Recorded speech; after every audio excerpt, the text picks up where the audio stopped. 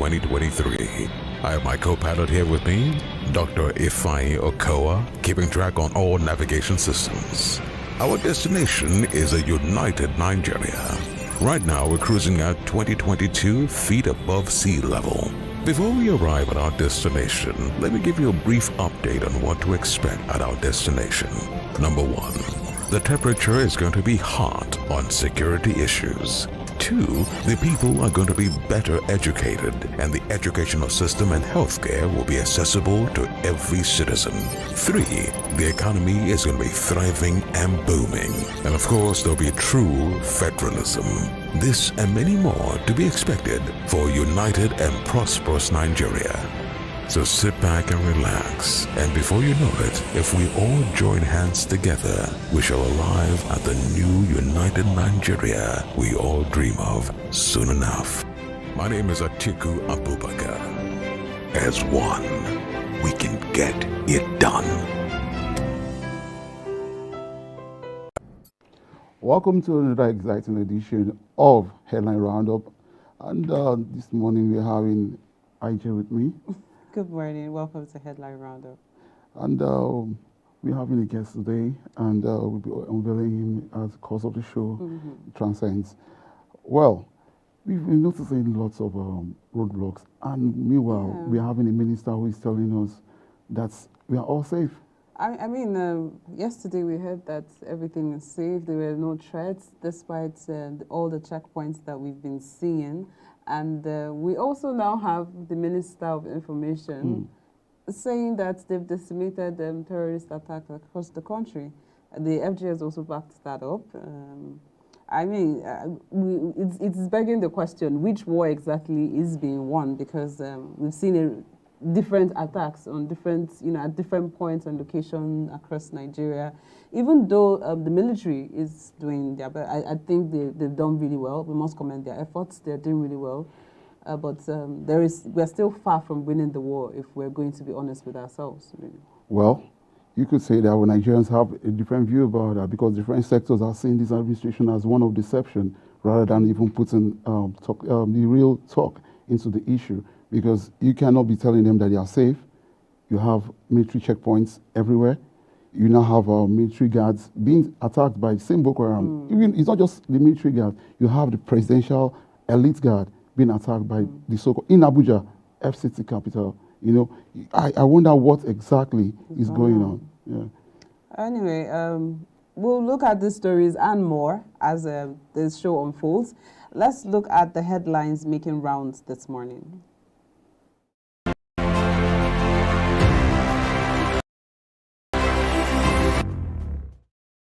Building collapse, Lagos orders arrest of developer, others.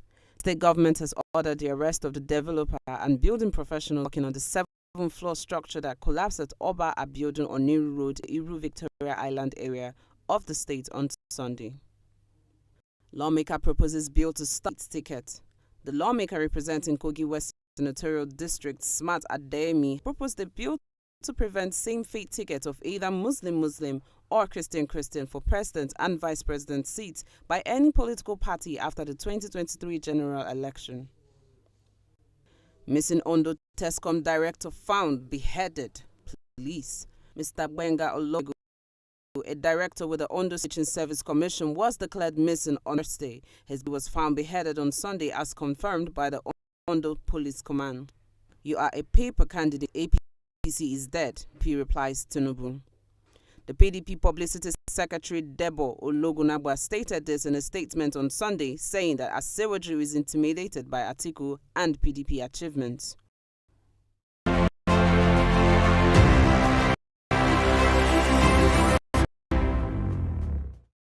If it has failed, electricity workers tell Buhari. Electricity workers under the aegis of the National Union of Electricity Employees, NUEE, has said that the privatization of the power sector in the country has. The workers said this on Monday, where they made their position public at a press conference in Ibadan on Monday, calling on the present government to reverse the pay as it is not working. Military has decimated terrorists, degraded IPOB, orders, Lai Mohammed. The Minister of Information, Alhaji Lai Mohammed, has said that the military has decimated the Boko Haram terrorists and ISWAP. Speaking on Friday in Abuja, the minister also said that the military and other security agencies have also degraded the capacity of the indigenous people of Biafra, IPOB, and its Eastern Security Network, ESN. Lagos Commissioner resigns, building collapse. Lagos State Commissioner for Physical Planning and Urban Development, Idris Salako, has resigned. Commissioner for Information, Wenga Omotosho, made the announcement in a statement on Monday. He said the commissioner's resignation has been accepted by D. Sanwo-Olu. He further disclosed that Salako's exit is a prelude to the restructuring of the ministry and its agencies. Terrorists now on the run. We are winning. Buhari government. The Nigerian government has said that it has put Boko Haram and other terror groups in the country on the run. The government claimed that the military and other security agents have been able to the daunting security challenges the country has been facing, insisting that the worst is indeed over. The Minister of Defense, Major General Bashir Magashi, retired, stated while addressing the press in Abuja on Monday. Kenya's Supreme Court on Monday affirmed the victory of William Ruto in the country's presidential election held last month. Ruto was declared the winner of the just presidential election in the East African country. He polled 50.49% of the total votes cast, 7.176 million, to defeat his closest rival, ex-Prime Minister Raila Odinga, who polled 48.85%, about 6.942% of votes cast. Anthony Joshua responds to Tyson Fury's offer of British heavyweight clash, insisting he'll be ready in December. Tyson Fury has called out Anthony Joshua for a battle of Britain. Joshua responded on Twitter saying he would be ready to fight in December. Alexander is not expected to be ready for an undisputed heavyweight championship fight with Fury this year.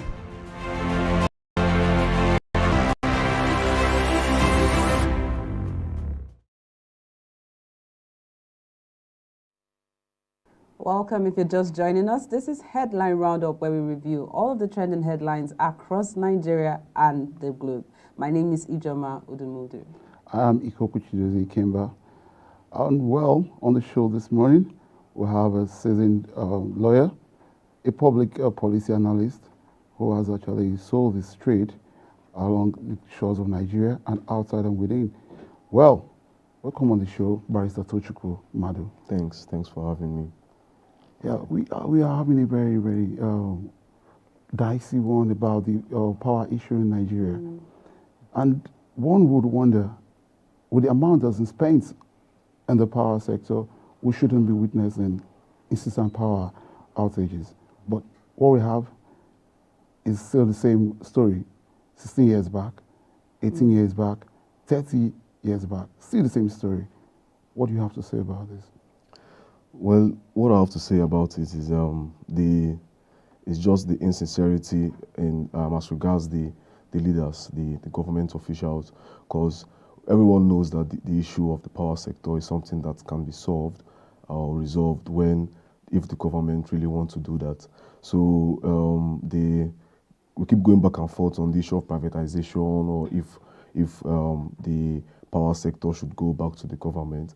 But then in that regard, I feel that privatization is not a one-time affair. It's not a one-off affair. Rather, it's a long process. There should be more collaboration between the government and the private sector.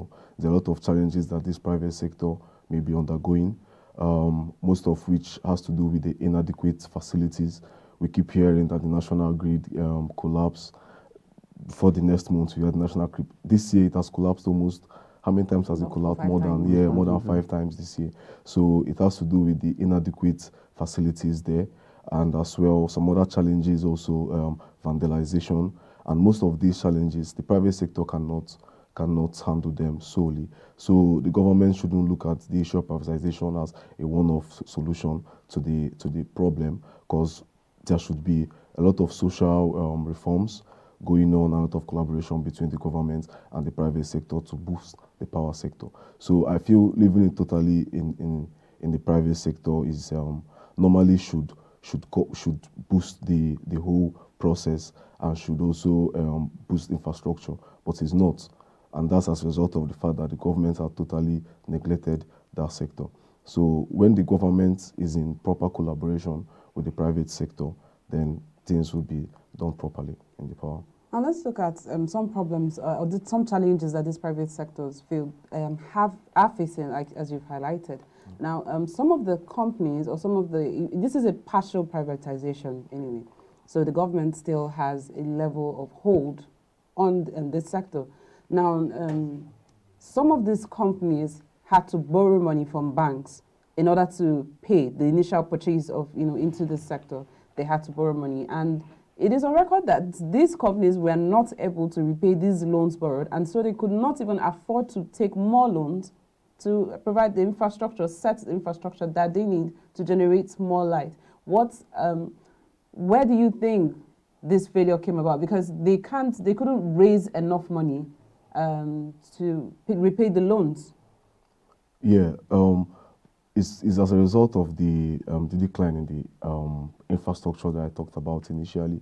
Most of these private sectors, they generate these electricities, but they are not able to redistribute them as a result of the inadequacies of the infrastructure. So in the loan, when you borrow the loan from the banks, and probably what's your investment is not going well, the investment suffers.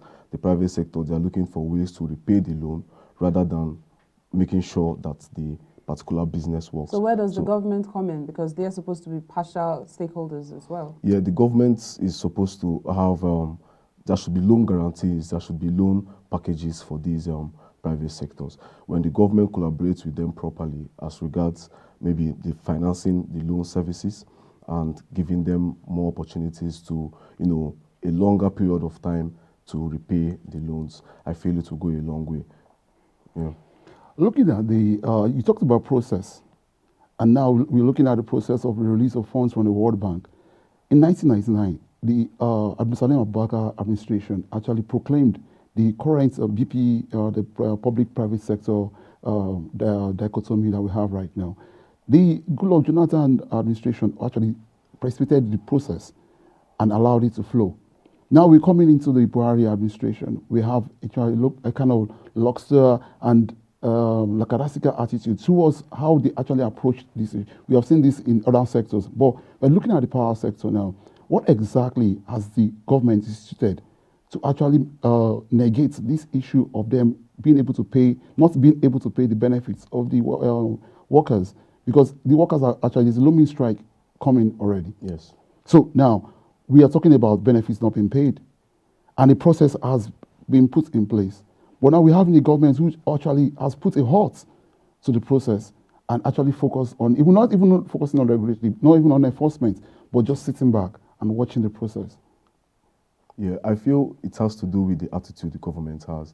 Like, from the inception of this government, so many social issues and so many issues of concern in the society have been treated with less concern, basically. They have been treated lackadaisically, and there is insincerity of purpose in this present-day government.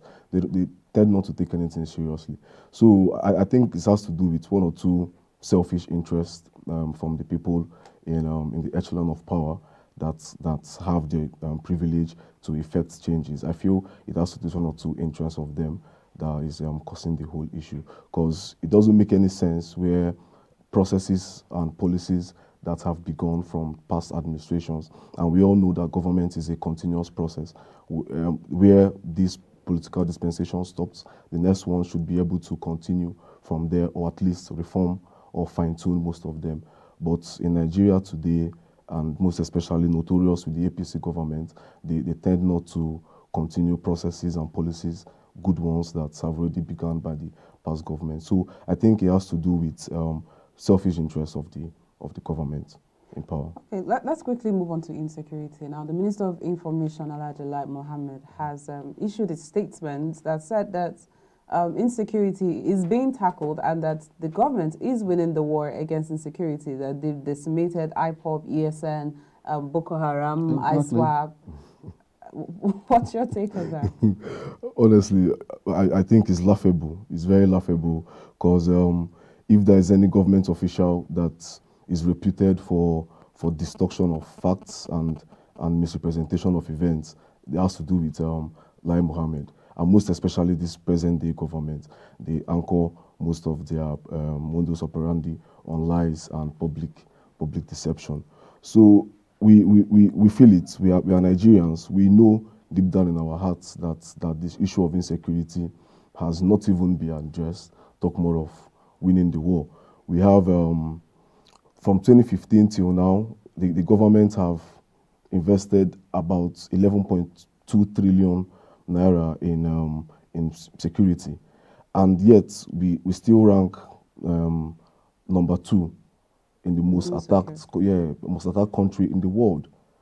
In the world, we are just behind Iraq, and then Syria is just next to us. So if we are being ranked number 2 as the most attacked country in the world, where does that place us as regards the statement from the government? We are seeing all over the city, roadblocks here and there. When you're traveling outside Abuja, you can't travel for more than 10 minutes on the road or 15 minutes without finding roadblocks. Most of the times, most motorists and travelers think that these roadblocks are even mounted by the terrorists themselves. So, and the insecurity is all over the nation. In the southeast, we have the unknown gunmen. I'm from Imo State, and in my state particularly, we've never had the level of civil unrest that we are experiencing right now in the state.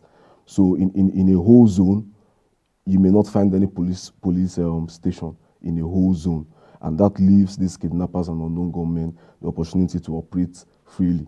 When you go to the north, we find out that banditry, Boko Haram, and all kinds of terrorist organizations are operating fully without any resistance from the security agencies. So we have dwelt so much on curative measures than preventive measures in Nigeria.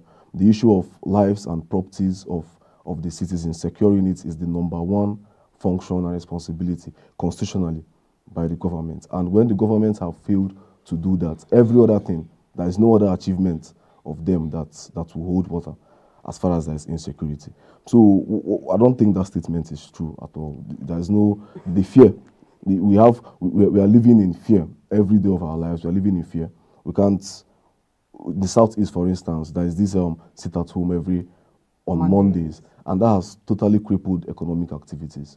In the states, it's been there, despite every southeastern state government that have come out to say, "Oh, go about your business, don't worry." But the citizens are living in fear. They can't even do that. They don't trust the government anymore to protect them. Okay, let me quickly chip in there. Now, Alhaji Lai Mohammed has been alleged to have come out with many news that have been termed fake news, despite championing the fake news bill. So do you think that this is a propaganda by the APC government in preparation for the 2023 elections to put the citizens and the minds of citizens at rest? Yeah. There is nothing right now. The desperation of the APC, there is what they cannot do. Does not exist. What they cannot do right now to put the citizens' mind at rest does not exist, and we've seen this happening severally. To be fair to the APC, it's not just them. During electioneering period like this, you find political parties being on their toes to make sure that they say whatever they can say or do whatever they can do to get the citizens' support to themselves. But at the end of the day, we know the situation of things. We know the true position of things in Nigeria, and we can't keep deceiving ourselves. Yeah, going back to the functions of the military, we have over 750 soldiers have died in the course of this insurgency. We have about 16 military bases have been attacked. Now, we have 2023 election coming. What exactly is the government doing to actually put the mind of the citizens at rest that, okay, this misinformation you are bringing about, are we going to witness more of this misinformation coming towards 2023? Or are we going to have government stepping up their activities around securing the nation? Or are we just going to just sit back and watch people be living in fear, like you said? Yes, honestly, I'm not seeing the government doing anything. I'm in Nigeria. I'm not seeing so much I'm not seeing much of it. Even if it's mostly lip service that is being played towards the security situation, and we're only hoping that they can be able to make the environment very conducive for us to have a free and fair elections. Because when we keep having these lingering security situations. It's kind of scares voters. It makes people not to, like when you have the IPOB now in the south is threatening that there will be no elections in Igbo land, for instance. Absolutely. And you have some other that having that kind of threat. So you and I will not feel secure to come out and cast our votes. So we don't actually know if this is a tactic that the government is using to scare off people to vote for them to do their thing as usual. So are you envisaging a kind of voters' apathy? Yes. People want to live first. You must live first to be able to effect changes. So if you know that your life is not secured or is not guaranteed, when you go out to cast a vote, I don't know if anyone would want to do that. Okay, so so far we've treated this as misinformation. So let's look at the other side. Because the Nigerian army has actually been doing a lot lately to protect lives and property. So if this is indeed true, and it must be taken with a pinch of salt from looking at the source of the information really, but if this information is indeed true, if these terrorists have been nabbed, if they have been decimated, why did it take this government 7.5 years to do this? Why now? I would say that is coming from a place of clear incompetence from the government, because when this present government actually kind of casted the past government and they said a lot of things about them regarding the security situation. Malam El-Rufai said that about the former president of Nigeria, the same with Muhammadu Buhari, the present president. And then it's taking them this long to solve the problem. Then it has to be a few months to the elections before they can come out to make such an announcement, which we know that is not the position of things. So I can say it's clearly ineptitude is not, the government is not competent enough to. Or maybe there's a political undertone. Yes, maybe they've been playing politics in the lives of Nigerians. Exactly. It's either they're not competent enough to solve the security crisis in the nation, or they are just being political about it. There is no two ways about it. It's just one of these two situations, because it can't take a responsible government a period of 7.5 years to solve the situation. Still going by the misinformation issue, we have Amotekun giving us a kind of credible information as regards the Owa massacre, where the military was telling us that, no, this information is not yet true. But recently, recently, from the state government, Amotekun have stepped up their game. We have seen them operating from the southwest, and things are becoming calmer there. Are we looking at replication of this across whereby exactly where Alhaji Atiku Abubakar is talking about state policing? So are you looking at, if actually we stick with what Alhaji Atiku Abubakar is telling us, that state policing will solve most of these problems? Don't you think that the governments of the day should actually be speaking in that same language? Yes, I actually think that state policing will go a long way. The reason is because the states, now you have to have the local mindset to be able to combat security. You can't bring a commissioner, for instance, if you have a commissioner of police from Ogun State being sent to Nasarawa State, for instance, he may not really know the terrain properly to know how to operate. And sometimes it takes both the military action and kind of negotiation with most of these people to solve the situation completely. So when you have the state policing, most of the people that will make up the outfits are indigenes of the state. They know where these hideouts are, the criminal hideouts are. They know how to converse well with the locals to fish out these criminal elements. But now, and then that way you don't have lots of federal and external interference or them playing politics with the security. But the only fear that you would envisage from the state policing now would be for dubious politicians using these security agencies to actualize selfish desires, so they may abuse the power given to them. So that's the flip side of state policing. But I, for one, think that state policing would go a long way. If you have state security outfits, it will go a long way. There will be no much power tussle. There wouldn't be much protocol as regards bureaucracies and all of that. You know, there are very much politics played with it, and you can be able to identify them. You can hold the security agencies accountable for their actions if you are, because then the processes and is now the concentration will be smaller. You don't need to go to the IG of police, for instance, to make a petition, when you can just do that straight to your state police. So I feel state policing would actually go a long way to curb down the insecurity. Okay, so let's quickly move to Lagos State. They are moving away from the insecurity and going to the administrative miracle that's actually occurred in Nigeria, like many have tagged it. Where the commissioner for physical planning resigned. And urban development resigned. Over this collapsed buildings. This is new Nigeria because this is really interesting seeing this in Nigeria, and we've been calling him out severally over these issues. We've called out authorities to step in, and it's nice to see that somebody is finally taking the initiative on his own to step down. Are we going to see a replication of this across other ministries and agencies? Are we going to see, for example, the Minister of Education step down, or something like that in lieu of ASU? Yeah, well, I feel it's a step forward in the right direction, because normally in this part of the country, we tend to celebrate things that are a bit normal in democratic settings. In more advanced democracies, you don't need to mount pressure, or you don't need to protest against government public office holders before they can do the right thing or resign. You find out that once there is any lapses as regards their constituency and their institutions, they just resign to put them away from shame. And it's a very, very, very normal procedure in more advanced democracies. But in Nigeria, it's not the same culture here.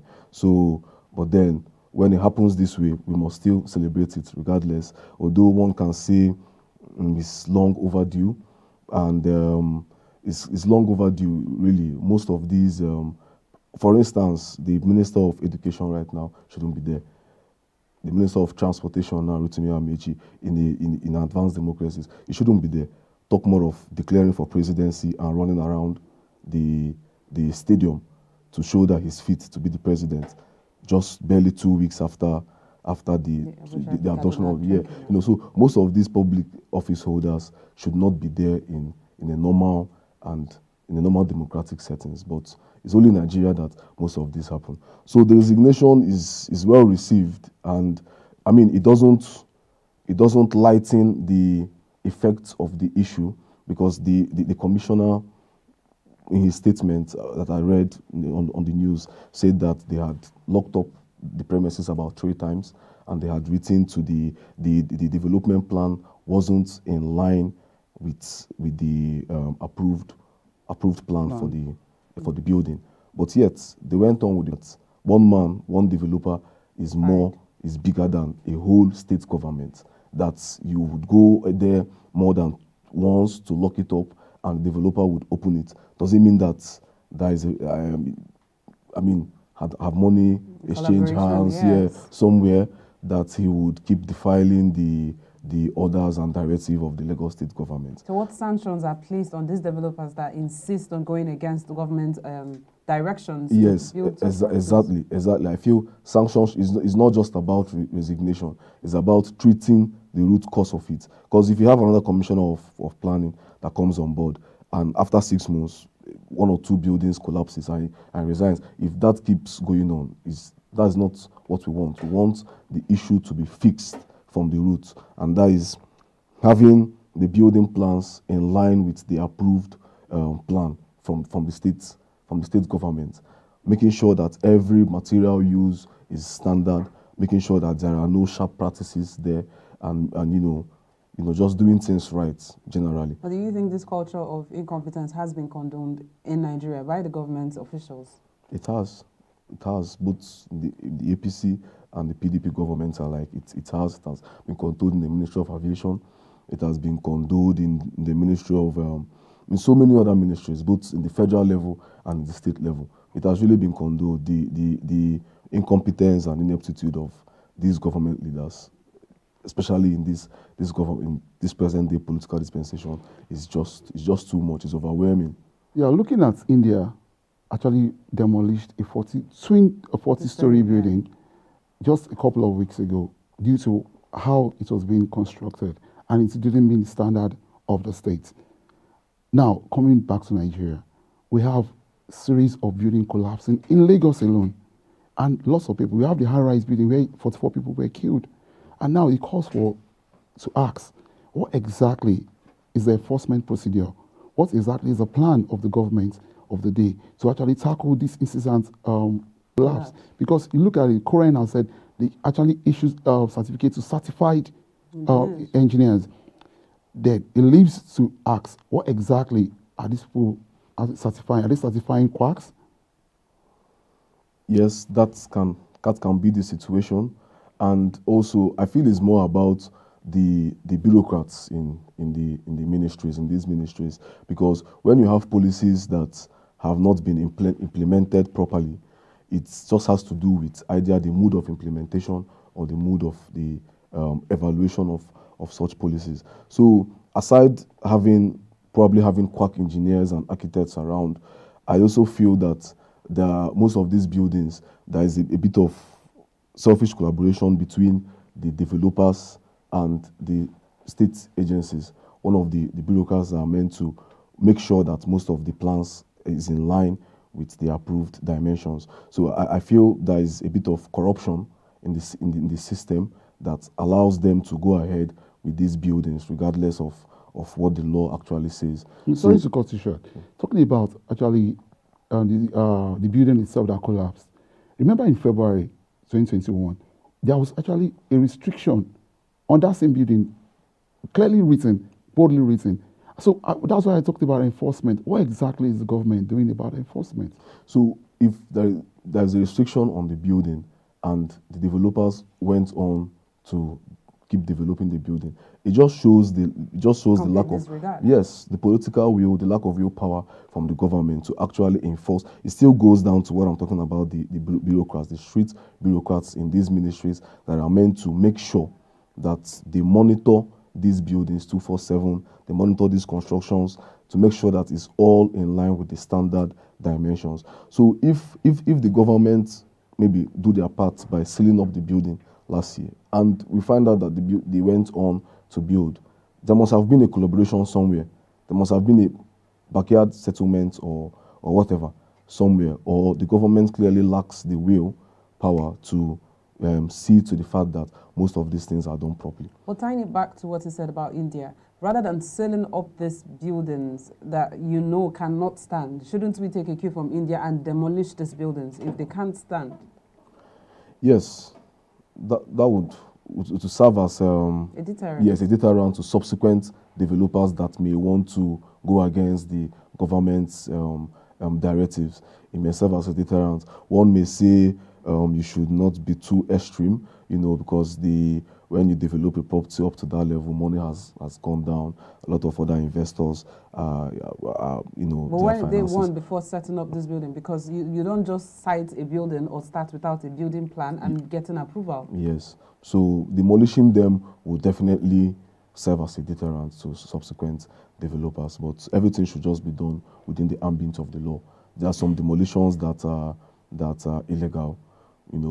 Some are really illegal. So, but I feel all demolitions should be done within the ambit of the law. You were talking about some demolitions that are being illegal. What are the legal ambiguity there that you need to actually explain to the Yes, you have to. It must be overriding public interest. For instance, if you build in a site in a land that is already cited for probably a road or a railway or any government institution or whatever, and you go ahead to build there, that has clearly overriding public interest. And when you demolish with adequate compensation, then it's within the ambit of the law. But when out of selfish interest, you just come from nowhere, maybe the owner of this property is your political enemy or your opponent, and you just come to demolish, then it doesn't make any sense. That's illegal. Okay, let's quickly look at the last headline for today. The terrorists are on the run. The Buhari government says the terrorists are on the run. I mean, this is the information now coming from a verifiable source, the Minister of Defense. right now we don't even know the information to consume completely and to believe. But I know that I'm a citizen and I'm here and I'm observing myself. I'm seeing what is happening. We have some people that were adopted some days ago in around Edo, yes, you know. So, and we keep hearing. And what you have to know about it is that whatever you see on the media had probably been downplayed. Some of these activities go on without it being all up in the media, without our knowledge. When you go down to the villages, when you go down to the creeks, these things happen almost on daily basis, you know. So, and we may put so much focus on full-blown terrorism, that's the banditry and the Boko Haram menace, while neglecting, you know, the other social ills like kidnapping, armed robbery, and the rest of them. All of that are all security challenges. They are all security challenges, you know. So we wasn't just focused on even in the terrorism and banditry and all of them. That is not still solved. We are still hearing. We just had a mosque attacked recently. Yeah, recently. Exactly. The victims of the 5 Abuja days train ago. kidnap are Still there. have not been released. On Sunday, when you go to church, that is that is supposed to be one of the safest places. When you go to the place of worship, either the church or the mosque, that's supposed to be one of the safest places in the world. You find military personnel and policemen heavily armed, guiding people that are in the church worshiping God. And even while worshiping in the church or in the mosque, you're still worshiping in fear. Right, Atuchukwu, we have a government who has actually told us severally that we are safe with them. We have a president who has said he's going to lead from the front. But what we have had is incessant attacks. Now, one looking back at 2023, are these governments, are they really sincere about actually safeguarding this nation? No.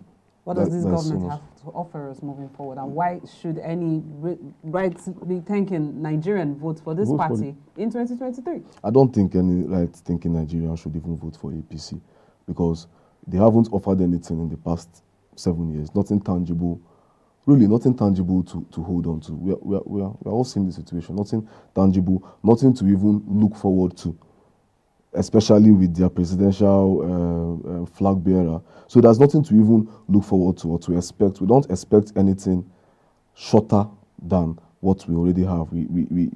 I feel it's going to be a situation of going from frying pan to the fire. I mean, the vice presidential candidate has said that he is going to lead the troops and he's going to fight insecurity, and that also they're going to replicate Borno State across Nigeria. That's coming from someone that's under his very watch. The Boko Haram situation in Borno State went to the dimension that it has gotten to now. He ignored all the security reports and warnings given to him concerning the Chibok girls, and there are even people fingering him at quarters as being sympathizing with these terrorists. So coming from someone, personally, I don't trust that statement. I don't trust it, and we've had even the current president now say that 7 years ago. We had him say that he was going to, that all the security, the military base, the chief of staff should relocate to Borno and combat Boko Haram until they are defeated. All those are lip service. Nothing has been done. And I don't think anything tangible can ever come out from the APC government. Yeah, when I mentioned insincerity of the government, I was talking about where the headers have actually been given about 8.65 billion naira to actually calm down. But nothing is calm. Sorry. That the government has negotiating with the they headers have been releasing funds to the headers. But still, we still have the banditry going on. We have farmers are not going to their farms again. And the government is telling you that everything is calm and settled. So now there's a disconnect. Yeah. The people are looking at it. We are the ones facing the reality of the situation in our farms, yes, in our homes. We are the ones that are unsafe. But you are dishing out the information that all is well. So it's people all are asking, really well. this insincerity of information coming to the public, is it actually encouraging? No, it's not encouraging, because we, the commoners, we are more like at the receiving end of the whole situation. If the farmers don't go to the farm, then there'll be a hike in the price of foodstuffs. There'll be scarcity, as there is now. There'll be scarcity. There'll be non-availability of these foodstuffs. So what we can't tell for sure is if these funds being released to the headers, I don't know the purpose that is serving, whether is to calm them, or I don't know the purpose that is serving, but in a more civilized society, it's not supposed to be so. Why would they release funds to the headers? Why would they release funds to them to stop killing people? What does that mean? You're paying, it's more like encouraging them to continue. Because if they continue, it seems like lucrative business. Yeah, once they recruit more people and make more noise and kill more people, and then they expect more funds from the government if you continue that way. So we've had states that have enacted the laws of anti-grazing, anti-open grazing, and the rest of them. So I feel that there should be, if there's any solution between the headers and the farmers, there should be a particular location or locations in every state carved out for grazing, so that it will not really be interfering with the works of these farmers. So I don't see any sincerity of purpose in any of their actions so far. All right, thank you very much, Barrister Tochukwu for joining us. Barrister Tochukwu is a barrister and a legal practitioner as well, obviously, and a public policy analyst. We'll go on a short break now, and when we return, we will be having looking at the foreign news and the sports news with Michael. Just stay with us. This nation, for the first time, is most divided like never before. This nation, for the first time, stands in a place and position of its greatest challenges, perhaps since the Civil War. This is the most challenging period in the economy of our nation. This is the most challenging period in the security, infrastructure, or statue of our nation. This is the most challenging situation in almost every facet of the unity of this nation. And there is no one man, as far as the current permutation, the current arrangement is concerned, that is most positioned to salvage and to save the situation like Atiku Abubakar. I'll tell you the truth, we all know the presidential aspirants that are out there. By experience, Atiku is far and above every one of them. He has been an elected governor, he has been a vice president for 8 years, and so many other experiences that he's bringing to board. None of them can boast of that experience. None of them possesses that kind of experience coming into this election. He is the one man who has told us he will unify this country, and we've seen his antecedents. He has friends across the length and breadth of this country like none of those presidential aspirants do. He is a man who has connected well with every Nigerian. He's not a bigot. He's not a tribalist. He's a man who knows nobody after your creed or tribe. He's a man who knows you as a Nigerian. Atiku is a nationalist. Atiku is a patriot. This is the truth of the matter. This is the kind of man that the People's Democratic Party, the PDP, is presenting to Nigerians. And I can assure you, come 2023, Nigerians will live to celebrate. Nigerians will live to be happy with themselves that a man has come to save Nigeria, that Atiku Abubakar has come to save Nigeria, because that has been in the core of his heart. That has been his heart cry for all these decades, for all these years that he has sought to be the president of this country. And I assure you, he will unite warring factions of this country. He will bring about the security of this country. He will bring about the economic development of this nation, and all Nigerians will be proud. Today, Nigeria has become a laughing stock in the scheme of things, and even on the African continent. We used to be the giant of Africa. We used to be the leader of Africa. But all of a sudden, we've become the laughing stock of Africa. Atiku will change that narrative. Atiku will change that story. Atiku is the best man. He is the right man. He is the man positioned to take this nation to its glory land. As one, we can get it done. Welcome back on the show. We'll see if you're still joining us. This is our headline roundup. And on the show, we have Michael. Good morning. Good morning. Yeah. Once again, I enjoyed the first part of the show. Very intellectual guests we You're had. acting morning like you're just coming back from France. I wish. You wish you did. I mean, you could be coming back from Kenya. What's going on in Kenya? Yeah, it's good. It's good. The Kenya Supreme Court just delivered this judgment on the case, the election case, and it upheld the results of the election. William Ruto is going to be the next president of the Republic of Kenya. Yeah, it's good for democracy when you feel like the election didn't go your way. you take it to the court, which is the last place of the judgment for the common man. And obviously, if you have enough evidence, the judge said most of the evidences were all hearsay videos and all. So it wasn't enough to overturn the election, which is a good development, I guess. Well, that's a good development. We are looking at this playing out in Nigeria, where the Supreme Court actually makes the last decision, and we have been listening to several legal issues happening in Nigeria, and where even some people come fourth in an election and they become the first. And one would wonder, would this actually be the same case coming in play for 2023? I mean, we're looking at, in Kenya, we're seeing the Supreme Court upholding the will of the people. Evidently, William Ruto is the people's choice, and we've seen the Supreme Court withholding that choice. But I don't think they did that based on the will of the people. They're doing it based on the confines of law. They're following law and what the law says regarding all of this. And in Nigeria, I mean, we've had some governors being referred to as Supreme Court governors. But again, we have to dissociate the sentiments of the people from the rule of law. Yeah.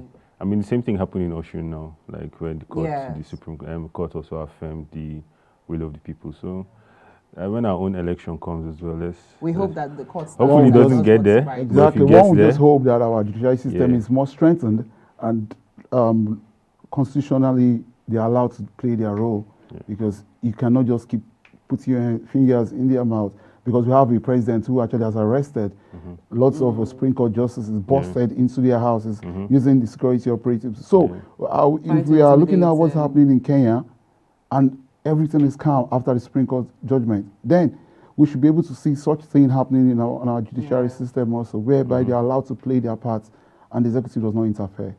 Yeah, that's a takeaway. Let's quickly look at what's on the sports news. I mean, we have Anthony Joshua. Fury. Are we going to be getting some furious attacks, or are we going to see AJ coming back? He called out AJ yesterday, Anthony Joshua, and said he wants to give him another shot for the belts. And AJ responded and said he doesn't do online chatting. That should message his management company, but he'll be ready by December. Is that going to be a Christmas gift for Joshua? Well, we wish him the best. I wish both fighters the best. When the best man win, it's not yet confirmed. So when the fight is confirmed, we'll know for sure. That'll be an interesting Battle of watch. Britain. Yes. Well, I'm talking about Britain. Liz Truss as the next Prime Minister. She got appointed as the new Prime Minister yesterday. That's a good one. She's going to be taking office today after having a meeting with the Queen. I mean, she has said that they're going to tackle the challenges that Britain is facing in 1 week. She has a lot. She has a lot on her plate. So. Well, we'll see if that happens, and we'll also see if we can replicate that in Nigeria. Yeah, a female. Well, not really. I mean, I don't mean this. I'm looking at the capacity, replicating or coming to effect changes and tackle the challenges that we're facing in Nigeria in 1 week. That's a I can say IJ is moving for gender balance in here. Well, we hope that the policy in Nigeria allows for this to play out, because we need more women in governance, and see how much and how well they do to bring back sanity to our policy. Well, that's the much that we can take today on the Headline Roundup. Thank you so much for joining us. Until we come your way again tomorrow, I am Ijoma Udumodu. I am Ikokuchi. They came and join us. And don't forget to follow us on all our social media handles, AtikuLive.